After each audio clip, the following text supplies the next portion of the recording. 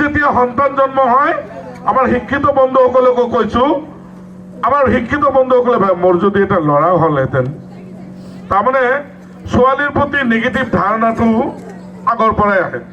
আমাক মা ভাল লাগে, আমাক প্ৰেম কৰোঁতে ছোৱালী ভাল লাগে। বুজিছেনে কথাটো?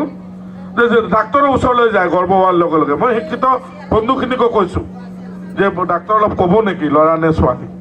যদি ছোৱালী হৈ যায় তেতিয়াতো নষ্ট কৰিব লাগে, এবৰ্চন কৰিব লাগে। হয়নে এনেকুৱা? এই মাথাৰ পৰা এই পুৰণা ছফ্টৱেৰটো আমি ডিলিট কৰি দিব লাগিব। এই ছফ্টৱেৰৰ কাম নাই আৰু। এতিয়া নতুন ছফ্টৱেৰ ইনষ্টল কৰিব লাগিব, আকৌ আপডেট কৰিব লাগিব। সেইটো কি ল'ৰাই হওক ছোৱালীয়ে হওক কোনো পাৰ্থক্য নাই। ছোৱালীজনী ইঞ্জিনিয়াৰ হ'ব পাৰে, ছোৱালীজনী ডাক্তৰ হ'ব পাৰে, ছোৱালীজনী মেজিষ্ট্ৰেট হ'ব পাৰে, ছোৱালীজনী মুখ্যমন্ত্ৰী হ'ব পাৰে, ছোৱালীজনী প্ৰধানমন্ত্ৰী হ'ব পাৰিব।